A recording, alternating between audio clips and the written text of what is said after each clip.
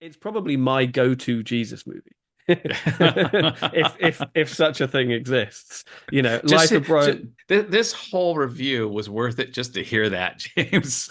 To hear James Marsh say, it's my go-to Jesus movie. Everybody needs their Jesus movie, and You're yeah. wonderful to see. You ought to be in Hello, everybody. pictures Welcome to all the show. My over. name is James, joined as You ever ought by to my be good friend in Steve, and it is Good Friday, so we're talking the Last Temptation of Christ. Happy Good Friday, James. This is fantastic to be able to do this controversial film. Is it still controversial in 2024? I remember as an evangelical Christian in 1988, it was the height of do not watch.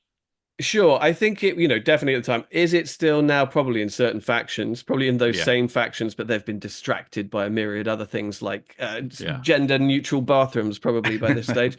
yeah. But definitely in its day, it was quite the thing. Now, Yes. you were very much in that community at that time, right? So, Yeah, what do yeah. you remember from the all the hoo-ha? Yeah, yeah. I wasn't particularly young. It came out in 88, I believe. And 88, so yeah. I was like 21, 22 years old.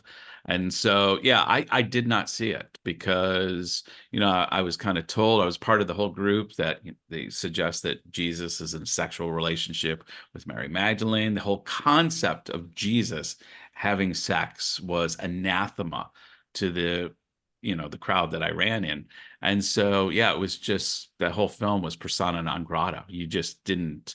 I do remember saying though, because I think the Steve now was bursting through. I was always kind of pushing against even the environment I was in. And I remember saying a number of times when people wanted to protest it or boycott it, and I kept saying, you're just going to give the film more attention. It Yeah. just let people watch it if they want to watch it. Let people do what they want to do. But the minute you make it a thing, you're going to give them the very thing that you're trying to stop and people seeing it. So to me, it made no sense even back then. Yeah, and immediately puts a label on it and says this is controversial, this is daring, this is exciting, this is taboo. It's like, well, Forbidden fruit. It's the yeah, forbidden fruit. Yeah. it's Yeah. precisely, and you'd think the evangelicals would know that and would No. recognize what they were doing. But I think if you Considering who they're voting for these days, no, they don't get it. they It's don't know what they're doing whatsoever. But yeah, I mean, this is obviously directed by Martin Scorsese, and yeah. this was his second attempt to make it. He tried to make it in '83 with Mhm. Paramount, and they got cold feet because of groups like that. And it Right. actually stalled Scorsese's career a little bit. He had to kind of play nice with the studios for a little bit, made a couple of his arguably most sort of commercial films at that time. He'd just come off like Raging Bull and the King of Comedy, remember? Right. So he was like Right. hot Yeah. property, could do whatever he wanted. Yeah. But then this completely fell to pieces. And so he had to go to Warner Brothers and make After Hours, Mhm. which is that's had a resurgence recently. But that Right. was kind of like just a little studio kind of rom-com Mhm. thing. It's a fun little sort of one night in New York City kind of movie back Right. when New York was a dangerous place to walk the streets at night. It's And then true. he Yeah. did and they did The Color of Money with Paul Newman and Tom Cruise. He Uh, made a sequel. I think it's the yeah. only sequel he's made, unless something recent It's is. actually, and it's actually a pretty good movie. It's not I great, like but it's it, good. Yeah, it's a good movie. I enjoy it. Yeah. but it's very much a kind of job for hire kind of thing. And Yeah. only after that, and it did quite well. And I think only after that was he able to get this kind of like back up and running, albeit at a different studio. I think can't remember who Yeah. made it now, Universal maybe. But again, it had a lot of pushback, a lot of controversy. It's based on the novel. I assume you haven't read the novel then. I If you haven't, haven't, and I won't even begin to try to pronounce the author's name, but I okay. can see it in my mind. Well, I haven't read it either, but he's Greek, and Mhm. I believe his name is Nikos Yes. Kazantzakis, Hmm. and he wrote the novel in 1955. And it's a bit of kind of speculative fiction. It's fan Yeah. fiction, if you like, for the Bible, for the New Yes. Testament, I think. It's a what if scenario. It's what if essentially God let Jesus off the hook Yeah. and said, "You don't have to die for the sins of humanity. What you've done is enough. You can go off and live a natural life." And it is, he's not saying that that's what happened. He's not even saying that that's what, well, I suppose to a degree he's kind of saying that that's what Jesus wanted to do, or when it was put in front of Jesus he chose to do it. Maybe it Right. wasn't something that he was yearning for ahead of time. And it just says, well, what would he have done essentially? And Yeah. horror of horrors, what he chooses to do is settle down and have a family. How dare he? Um, so, and I know I'm playing devil's advocate to a degree. It is quite shocking because it's not just he settles down with anybody, he settles down with Mary Magdalene, who I think has always had short thrift. Anyway, I think that she has been painted unfairly over the years Yeah. because here I just want to speculate in kind of Da Vinci Code-esque Hmm. manner that my theory, which I'm sure is not new to anybody, is that essentially Mary Magdalene probably was very close to Jesus, maybe did Hmm. have some kind of physical relationship with him during his years, and just over time the church have painted her as like worse and worse and worse of a figure, that she was a whore and a harlot and a Yeah. prostitute and all that, or just to put some distance, put some daylight between the two of them, because Yeah. obviously they didn't get married, so whatever relationship they may have had was obviously scandalous in the eyes of Right. the church years and years later, and they just wanted to discourage that kind of behavior and her importance, her role in any of this. Maybe for the simple reason that they didn't get married and settle down, or just that they Well, needed, in the same way that the Japanese pop culture needs their idols to be forever single and virginal and chaste and available to the fandom. They wanted Jesus to be the same. God, that was a good preach there, James. I feel like I want to take up an offering now with every eye closed and every head bowed. If you want to just, without going off tangent too much, because I do want to get to the movie specifically. Mary Magdalene is enjoying a bit of a resurgence and a redemption of the character. I think I agree with everything you just said. And it's great to see more and more of some of my peers and contemporaries speaking really positively about Mary Magdalene, that we're separating a lot of times the prostitute that gets mentioned is different than Mary Magdalene. Over time, they've kind of merged together. Whereas Mary Magdalene now is considered among many theologians the apostle of the apostles. She Mm. was the she was the core unit in that group of men. Obviously, it was a very patriarchal society. But one of the things Jesus did was begin to bring in egalitarian structures into a heavily patriarchal system. And so Jesus was often with women. And of course, some people try to and I'm not going to suggest for a minute. I don't know where the physical limits went. I don't think they were there, but I can't say for sure that they weren't. I will say I think it's more likely that he was comfortable with men and women trying to build an egalitarian structure and break down patriarchy. Not that they used those terms back then, Mm. but because he is, and I am still a Christian, he is proclaiming the kingdom of God. And in the kingdom of God, there would be a fairness and equality and justice among male and female. So, anyhow, that was my little preach. Now back to our No. regularly scheduled program. No, I like it. No, I think this is all part of the programming.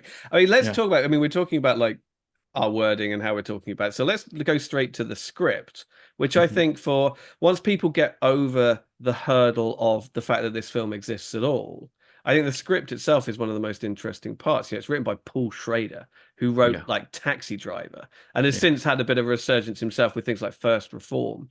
Yeah. He's always dealing with faith Yeah. and the Catholicism and what have you.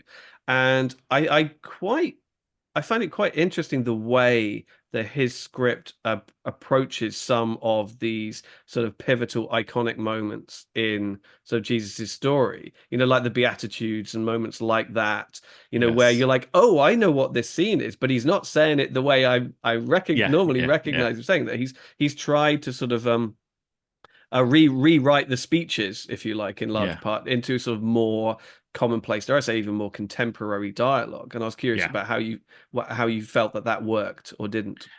I think by and large it worked. I was really trying to separate my appreciation for the film and reviewing the film from any theology I may agree or disagree with. Mm. By and large, I agree with a lot of the theology. In fact, I think this is in some areas, not all areas in this film. I thought I was seeing more the Jesus that I actually serve myself personally. Rome had come into Israel and there was a real rebellion. This was a highly charged political environment. And although biblical narratives and gospel Jesus story movies kind of have that in the periphery, you never really feel how the everyday life of the everyday individual is affected by this collision of colonized people, not being able to worship the way they want to worship, speak the language they want to speak, interact the way they want to interact. And this movie really captures it. That Jesus is living in this boiler pot full of all this antagonism, and how would he deal with it in a realistic way? And so I thought the writing was spectacular. There's times where I was just, when he's talking about love being the answer, when obviously power and what Judas is bringing is saying, no, no, no, that doesn't work, Jesus. You dying and going on the cross doesn't work. That's not how the Romans get pushed out. And Mm. Jesus kind of trying to convey, this is not about just Israel and Rome. This is a much bigger thing that's going on here. Like, I'm trying to reshape the way that humanity operates from a center of gravity that is exercised through power and violence to one based on love, mercy, and forgiveness. And watching that played out in the film was delightful. I think at times I struggled with, since 1988, we've had a number of film adaptations of Jesus's life. And because of the times, the way they're going, they get less white and less American and more Hmm. Middle Eastern, and trying to have actual authentic characters who would represent a Middle Eastern environment. And so when you got Harvey Keitel talking with his New York accent and his fro, and he's going, but the why, you feel like he's going to say, but Jesus, the wise guys, they're breaking into our territory. We got to push them back. Right. It's And still and very much a Scorsese movie in that regard. yeah, it's like we're going to take gangs in New York and put it in, Jerusalem. And so there was elements like that I might have struggled with a bit. But when I mentioned it to my son, who I was watching it with, he said, "Oh, Pops, I actually like it because it makes it more realistic to me. Because I don't have a lot in common with Middle Eastern people, but I do Mm. have a lot in common with Americans and dealing with that, And so that interpretation of the character actually worked for him. So, Yeah, I mean, well, that's why Jesus got whiter and whiter and whiter representations of him in art and what have you over it yeah, was to make him more yeah, relatable, right? yeah, And yeah, so that people in colonized nations and controlled parts of the West and whatever would follow him essentially and would yeah, relate yeah, to his scriptures, whatever. Yeah, no, I like how I mean, on the one, it's an interesting balance because on the one hand, yes, it's very grounded and they sort of deconstruct all of the speeches and the sermons that we know so well into more everyday contemporary language. But on the other hand, it's incredibly surreal and bursting with moments of symbolism yes, yeah, all the way through, which I think draws from a lot of religious iconography, religious art. Like I think probably one of the most extreme examples of that is when he literally takes his own heart out of his chest and yeah, holds that. I'm yeah, sure there's like a pre-Raphaelite painting yeah, of yeah. that, or a Renaissance painting of Jesus like holding up his own That's heart. a good point. I hadn't thought about that, but you're right there. And he talks to snakes and he talks to lions and fire. Yeah, The devil visits him as a ball of fire in the all those that sequence in the desert. I think is incredibly sort of yeah, powerful and memorable. And it's that balance between the two things that I think is what makes the movie so strange and so interesting. That for all yeah, its devotion and faith, that it is sort of technically and it's so expressive and artistically so ambitious all the way through. yes, yeah. The thing that struck me watching this, and again, I got to reiterate, this is the first time I've watched Last Temptation of the Christ. Scorsese obviously really cares about the character of Jesus. There is a real respect for this character and a wanting of his message to actually go out. And I can Mm, almost feel what Scorsese's feeling, the the core of Jesus's message is being lost in a religiosity and a 2,000-year fluff that we've created, where we've seen we familiarity breeds contempt. And so there's a dismissiveness. We see Jesus with his bathrobe on, and he's coming down, and he's giving little platitudes of how we should all be nice to one another. And it's like, oh, thank you, Jesus. Now, get the hell out of the way so we Right. can get on with our. And Scorsese is going, no, this character of Jesus he needs to be listened to. Like, you've got to listen to what this guy is saying, because what this guy is saying will actually not only change your heart individually, but has the potential to transform humanity's collective heart. I want freedom for the soul. No, that's what I can't accept. That's not the same thing. It's not the same thing. First you free the body, then you free the spirit. The Romans come first. You don't build a house from the roof down. You build it from the foundation up. The foundation is the soul. The foundation is the body.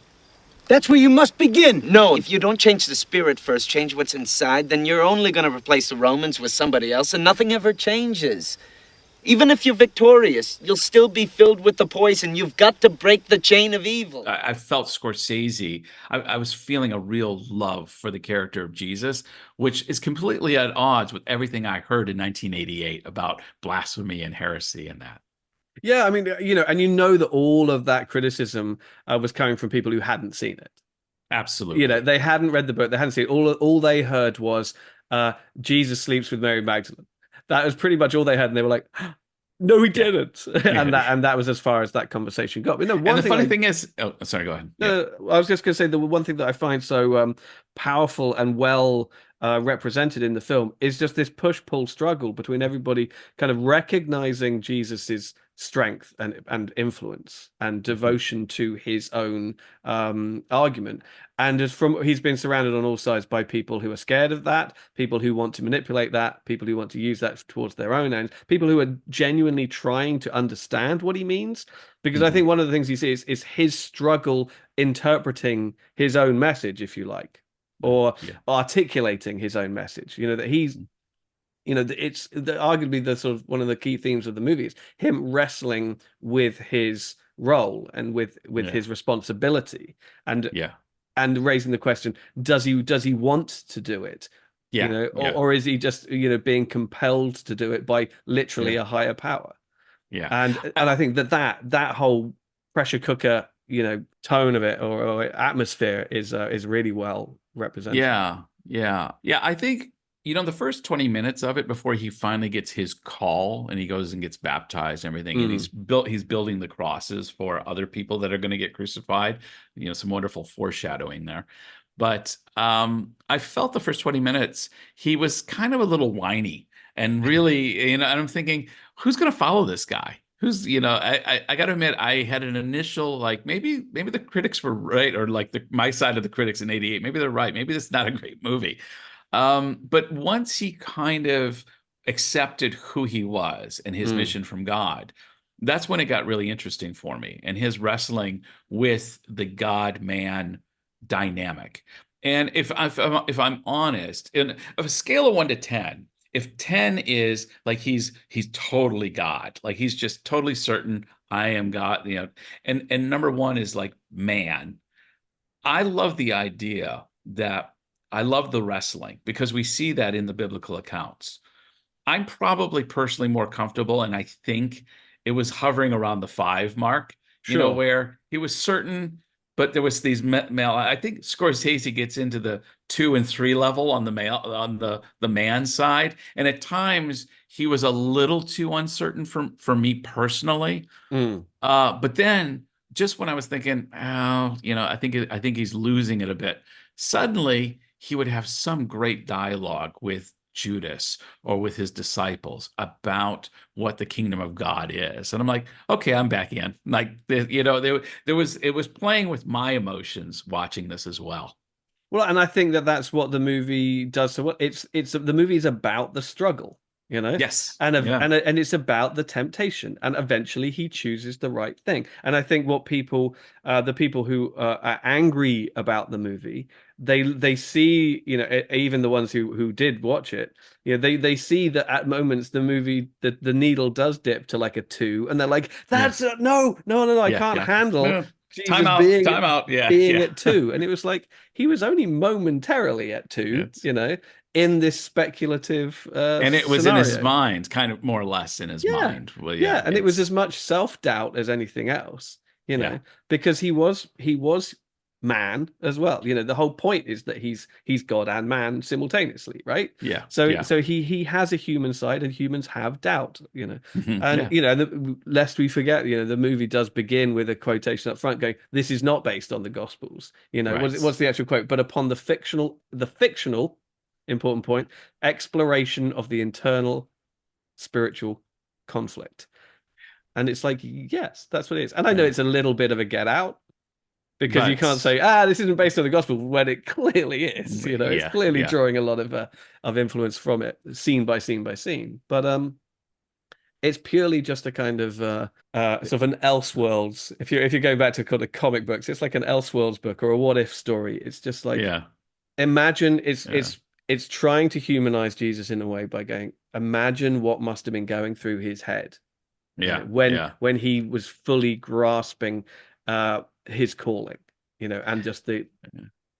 the scale of what was being asked and demanded of him. Well, there's power in a authentic and with good intention fan fiction account of Jesus, because there was a movie about 30 years ago that totally impacted me on an emotional level. It's an Italian film called A Child Called Jesus. And I forgot who directed it, but it is a fictional account of Jesus at 7 years old. I loved it. It was a beautiful movie, but it really showed the humanness of him being a boy. And he gets separated. The whole thing is Joseph, because of situations, they lose Joseph, and he's on his own with his mom for a long time. And he keeps getting these visions of this man from Galilee who he keeps seeing on a cross. Or he's doing different things that we familiar with in the Bible that Jesus does. He keeps Mm. getting these visions. He keeps telling his mom, "I keep seeing this man from Galilee, and he's doing this." And his mom's telling me, "Oh, yeah, you know." And then he sees in these visions closer and closer to the crucifixion. And at one point, he sees himself in the Garden of Gethsemane saying, you know, if it's possible, take this cup from me as an older, you know, man. And then suddenly it breaks to him as a 7-year-old boy on his knees going, nevertheless, not my will, but yours be done. It was just such a powerful scene. And then he reunites with his dad, and he hasn't seen his dad in like a year. And the joy in his face, and I had tears coming down my eyes because Wow. suddenly this Jesus was no longer, again, just this guy with a bathrobe giving platitudes who's this distant figure, but it was a real person living in a real time with a real environment, with a real mom and dad, wrestling with the destiny he had, with the fact that he missed his dad. He loved his dad who would, you know, teach him how to be a carpenter, would show him how to hold a hammer, you know. And I think this kind of fan fiction film, like Last Temptation of Christ, has a powerful way of communicating those deeper truths in a way that we lose with our familiarity sometimes of the Bible. Hmm. Yeah, no, I think one of the most frustrating things about the people who get so angry about it is if they actually sort of stopped and shut up and listened to it, they'd probably get something out of it. You know, I Yeah, think yeah, there's a lot to be said for humanizing Jesus. You know, mhm, making him more relatable. You know, mhm, illustrating that he had doubts and that mhm, he had temptations and that he wrestled with those ideas and then came out the other side. I mean, what more would like a fallible human, you know, mhm. dealing with the temptations and struggles of everyday life want to see more than the fact that this guy who's been up on a pedestal for 2000 years went through the same journey and came out Yeah, the other end. There's hope for us all. There's hope for you. It yeah, it it boggles the mind that the evangelicals or anybody wouldn't see that as a powerful tool, you right. know, to continue to further their own message. I mean, it's on your side. Yeah. It's just you know, a warts and all depiction. It's just making him more accessible from, you know, at more stages along the journey. That's all. No, no, absolutely. And it's that accessibility of Jesus that sometimes is needed because we have become so familiar with but the very idea of the temptation, that I Mm. think that's what riles everybody, is because we actually get to see, and they don't go, it's not lurid or It's anything. not, It's well, it's pretty, it's you it's know, tasteful. You know, it's tasteful, you get a little but nudity, but it's tasteful. Yeah. yeah, but let's face it, we all have things that play out in our minds too. We're as real people. And then we can choose to act on that or to go in a different direction. And I mean, it's something that we deal with all the time. There's temptations that go through my head or go through, the average person. You see, you envision, and then you think, okay, no, Of that's not, course. I don't want to go that way. And this is part of being human. And so conveying that humanity onto Jesus, even though the Bible talks about this being the case, that the Bible even says there's not a temptation that has been known to man that Jesus didn't, he was tempted sexually. He was Yeah, of tempted course. with you know, I'm sure the girl down the street when he was growing up, when she reached puberty, and he was reaching puberty. Um, I get it. you know, For sure. And okay, so let's talk about that. So it's in like the last, and it's only like the last half an hour of the movie anyway. yeah. So about half an hour before the end, I mean, I don't know why anybody would be watching this if they haven't seen the movie. Spoilers. Jesus dies on the cross at the end. But, about halfway in, he is crucified. He's up there on Golgotha, and then an angel appears before him in the form of a young girl and says, "You've done enough." Mhm. Jesus, God is sort of letting you off. You don't have to die. You can come down and you can live a normal life. And she removes the nails and kisses his wounds, and he gets down and he wanders off, and then it's sort of a montage of events. He lives to be a very, very old man, so he settles down with Mary. They have a whole brood of children, Mhm. but then God starts to punish him. God kills Mary Magdalene. Mhm. And then there's disruption in the community. His apostles and disciples sort of turn their backs on him because he didn't do what he was supposed to do. That literally by the end the whole world is on fire Mhm. almost, right? And it's only when Judas comes to him at the end and says, what have you done? We put Mhm. all our faith in you, we put all our trust in you, and then you didn't do Yeah. it. You Yeah. didn't do what you were supposed to do. You were supposed to die for us, and you didn't. And this is what's happened. And that's when Jesus turns around and says to God, "So I recant it all. Yeah. I will accept the job. I want to die. I want to Yeah. die again. I want to be crucified." And boom, he's Yeah. back up there. And he tops it off with, "It has been accomplished." That's To tell it us is die, finished. right? It is It finished. is It is accomplished. Yeah. accomplished. It is accomplished. And yeah, it was a powerful ending. Him making the I right love the ending, choice. actually. That Yeah, last yeah, final it's scene, I very love good. it. Yeah. What do you think of Willem Dafoe as Jesus? Honestly, I think he's great. I Yeah. really think it's one of like his best ever performances. I think he really captures the turmoil, the anger. That there's a real sort of raw, Oh, sort of aggressive it's very energy. raw. It's very Yeah. raw. And it took me a little, it took me again, I bring it back to the Harvey Keitel, that New York feeling. There's a New York-ishness to it that I struggled with at first, and I was, Hmm. is Willem Dafoe the best casting choice here? I mean, it's hard for me to not see him as angry Willem Dafoe, but it kind of grew on me as I watched it more and more, and so I agree, but it took me a while to get there. Yeah, I mean, I don't think it's across the board great casting. I think Willem Dafoe's great. I think Barbara Hershey as Mary Magdalene is great as well. I She's could have really good. I could have also almost done with a lot more of her in it, but Hmm. I get why there isn't quite so much. I mean, elsewhere it's more a case of like sort of spot the cameo to a certain Yeah. degree. It's like, hey, it's Harry Dean Stanton. Yeah, Hey, it's yeah, yeah. David Bowie David as Bowie, Pontius Pilate. which And is I, too I cool. I kept wishing they would have more interaction, because the Bible actually has a little more interaction with Pontius Pilate. I'm thinking, you got David Bowie, man. Come on. There was something cool about David Bowie. And I was reading subsequently that Sting was offered it, but he yes, passed, and they went that with well, David that was in Bowie. the earlier version.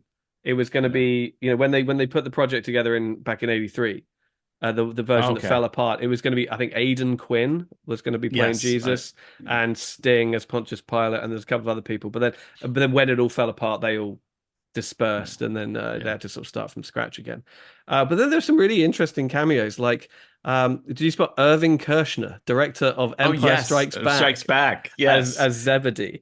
Yep. Who has a couple of sort of scenes about during the stone throwing. I think it is around Yeah. that time, Yeah. and a couple of little things like that. But I mean, the sort of the jarring element is that for the most part, these characters are all being played by Scorsese regulars. Mhm. Not least Harvey Keitel as Judas, and I think Yeah. he bears the brunt of a lot of this. And he's just, he has limitations as an actor. I think it's as Yeah. simple as that. He can do a certain thing, and whenever he steps out of his comfort zone, and you've seen him do it in movies before and after this, people point fingers and go, yeah, no, stay in your lane, Harvey. Yeah. Yeah. Like in the movies like The Piano and things like that, where he's playing like sort of a sort of a Maori character, isn't he, Yeah. in that Yeah. movie with pen on his face.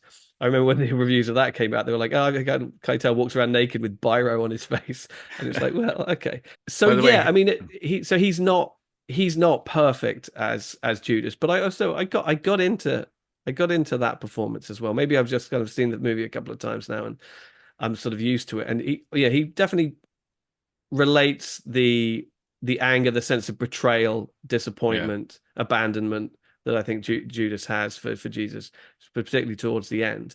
But Yeah. yeah, you just can't shake that it's Harvey from the Bronx or whatever, Yes. rather than anywhere else. No, that came through loud and clear. I love Harvey Keitel. I mean, my favorite Harvey Keitel movie is actually Smoke. I Oh love him yeah, in okay. With Smoke. Jim Yeah. Jarmusch. Is that Jim Jarmusch or what? Yes. No, No, Wayne no, Wang, it's isn't it? Wayne Wang. Wayne Wang. Yeah. Yep. And yeah, in fact, I got to rewatch that again. When he at the end, when he's telling the story to that older African American lady, I love that film. Anyhow, as the evangelical of the partnership we have here, or ex evangelical, Hmm. yeah, just watching, as we mentioned, we watched The Exorcist, the first time I'd ever seen that recently. Last Temptation of Christ. I'm trying to think what other banned films I need to watch from my evangelical days that Ooh. we need to look at. Well, I can think of a few sort of other big sort of controversial films. Have you ever seen The Devils by Ken Russell? No, I have not. Now that is a movie that Okay. that we should definitely watch. That is a crazy movie, and actually, because it came out in the '70s, I wouldn't be at all surprised if Tarantino has written about it in that book you're reading. Oh, Uh, maybe. Yeah. have a look in the glossary, maybe, but because it's British, I don't know whether he would have seen it. Anyway, it's that is a crazy, crazy movie. We should probably definitely take a look at. I mean, I was quite sort of fortunate in that regard. I mean, although I grew up and my dad was a priest and all the rest of it, he didn't really put a lot of these movies on us, but at the same time, he didn't sort of stop us from watching anything. Yeah. And I think it was Easter. It was right around this time of year. It was Easter 1992 when there was a particularly late Easter.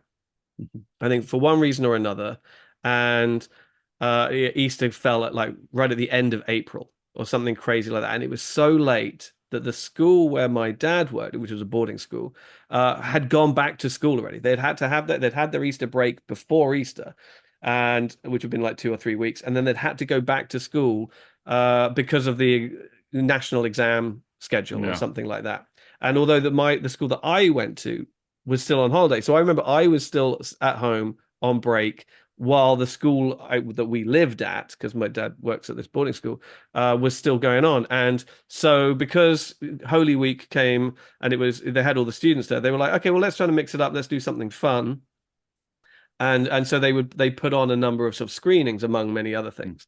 And this was right around the time where I was just getting into Scorsese. It was right in this window. I think I had just watched Goodfellas on video, and I had just seen Cape Fear had just come out in Oh, cinemas. It right. was just like literally the month before or something. And I think those were the first two Scorsese movies I watched. And I was like, oh, and I'd already been reading his biography and stuff like that. And Yeah. I knew that this was a big one that was quite difficult to find at that point. It was quite hard to Right. see. And so I remember sort of going down and essentially sort of sneaking in the back of this screening at this with all these kids who weren't my peers. They were just like Yeah. students from another place and sitting at the back and watching it and being like, okay, wow, yeah, that's pretty different. And I Yeah. wasn't able to really put all the pieces together, but and I'd seen sort of Jesus of Nazareth, the TV show, and obviously Yeah. Life of Brian and things like that. And and probably a few other versions. And I was kind of like, okay, this is dealing with those things quite differently. Yeah. So it had sort of quite a profound effect on me. But I think what I picked up on even back then was how technically the cinematography and the editing, it still felt very much like a Scorsese movie. Yeah. You know, he's still working with his regular cinematographer, and obviously Thelma Schoonmaker is still his editor, and a lot of those sort of visual juxtapositions and choices, and the camera movements, and the rapid editing, and all of that. I was like, okay, this is still got his sort of Yeah. signature all over it, and so it felt comfortable to me in that regard. There's one more thing we need to talk about, and What's that's that? Peter Gabriel's score, Oh, of course. Yes. Yeah. because I've probably He was listened to that. nominated for Academy Award for that. I think he was nominated for a Golden Globe. Scorsese was nominated for Best Director at the Oscars, but I think that was the Mhm. only one. Mhm. There's a lot of talk about Defoe should have got a nomination, but I think it was nominated for like a Golden Globe and then maybe even like a Grammy Yeah. as Yeah. well, something like that. But I think, I mean, the score I've listened to probably 1,000 times. There was definitely a period in my life where I had it on repeat like all the time. It's a Okay. really cool, eclectic score, and particularly the bit at the end, the song at the end. When he said, "Ah, it is accomplished," and Yeah. and the film, the sunlight Yes. starts to It break kind of, through the yeah. film, and Yeah. the Yeah. whole it gets very sort of meta in its final Mhm. second kind of thing. Suddenly, it all kind of melts through, and you've got the bells are chiming. It's kind of like, Mm. Christianity as we know it is being born in this Yeah. moment, kind Yeah. of thing. Yeah. And I thought that was really sort of powerfully done, and the music really sort of carries you through. But there are some Yeah. moments like when he's carrying the cross through the streets, the music in those sequences is really sort of powerful Oh, really nice. well. I So have to see if it's on Spotify. I need to go and listen I to it. I think gotta, it is. yeah. Yeah. I think it's because it's not called like a Last Temptation. I think it's called Passion. The Mhm. album is called Passion by Peter Gabriel. Really cool, very well worthwhile checking it out. Nice. Nice. Absolutely. I don't So, know how, yeah. How do we end this? It's not well, every best picture. no, I was going to say, so to wrap this up, Steve, as it has taken you what 35 years to Yeah. broach this topic, to get to see Last Temptation of Christ. So weighing up, the baggage Mhm. that was on it, the stigma, dare I Yeah. say, that had been placed upon the film. Now you've finally seen it. What are your final thoughts? What is your parting words about the experience of Last Temptation of Christ?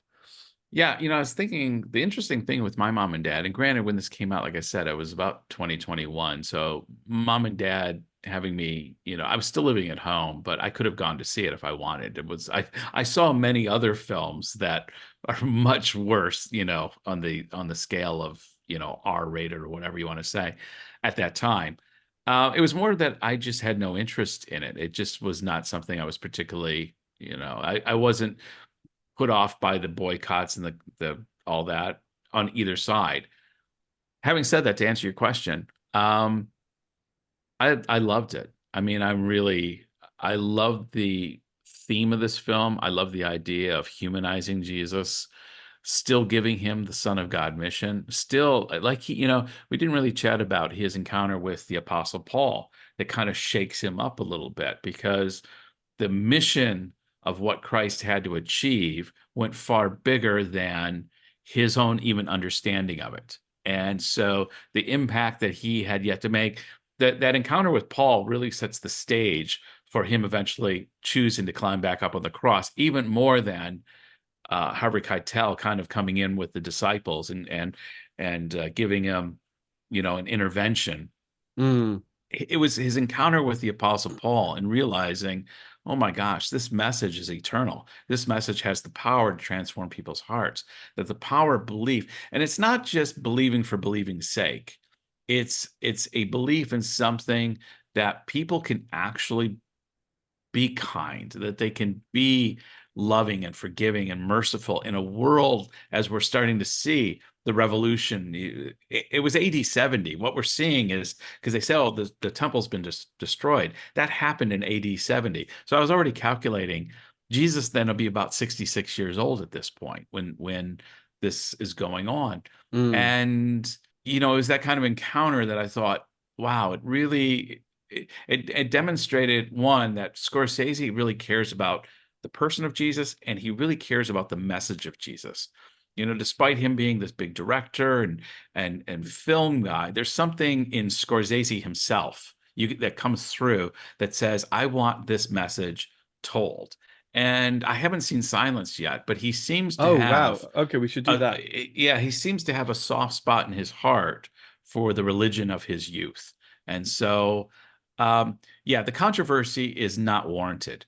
This is not a film for everybody. There's going to be many people that don't like this movie, that can't watch, even if it's a temptation, Jesus in certain types of situations. Personally, because it's a temptation and I understand it, then to me, it just creates, hope is the wrong word, but just a relatability that, oh gosh, this is a God that is not distant and out there. This is a God who understands me, who understands my foibles, who understands the swings and roundabouts and temptations in my own life. And it's too bad that it got the grilling it did when it first came out. And it's interesting how things have changed, because almost like Harry Potter. I remember Harry Potter when it first came out. It's like, ban them, get it out of the libraries. Now, even I know all these Christians now, evangelicals, they love Harry Potter. It's funny once it all dies down, how people, these evangelicals, myself included, go back to it and think, oh, it wasn't such a big deal. In fact, it was pretty good. Yeah, no, I mean, there's just it's a bandwagon. I think they, in the most part, the ones who are protesting against it are just doing it because they were told to. And I think like you said, once the dust settles and people, dare I say, even have a look at it, they're like, oh, okay, yeah, I get it. It's actually a pretty good movie. And I think we've got to a point where, I think it was in the Criterion Collection. Well, it still is for a long, long time. And for many years, it was the only Scorsese movie in the Criterion Collection. And I think that naturally brought a new generation of sort of cinephiles and film lovers to it. Because people hold the Criterion Collection in such high regard, and they hold Scorsese in such high regard. They're like, oh, if this is the only one, okay, well, let's check that out. And I know that there's a whole generation that have come up recently where it's their favorite Scorsese movie.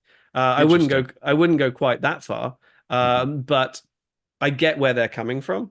And I think it's more just a vote in support of a movie that dares to be different and dares to. You broach some taboo subject matter and do so in such a sort of an artistically audacious kind of way, and prove endlessly entertaining. I mean, it's probably my go-to Jesus movie. if such a thing exists, Life of Brian. This whole review was worth it just to hear that, James. To hear James Marsh say, it's my go-to Jesus movie. Everybody needs their Jesus movie, and I think this is my favorite, with obviously Life of Brian, in close second, there alongside it. Yeah, for sure. Well, that's James and I's thought on Martin Scorsese's The Last Temptation of Christ. Obviously, it's controversial on his day, as we discussed, maybe not as much today. Are you an evangelical? Do you come from that background, and have you seen it?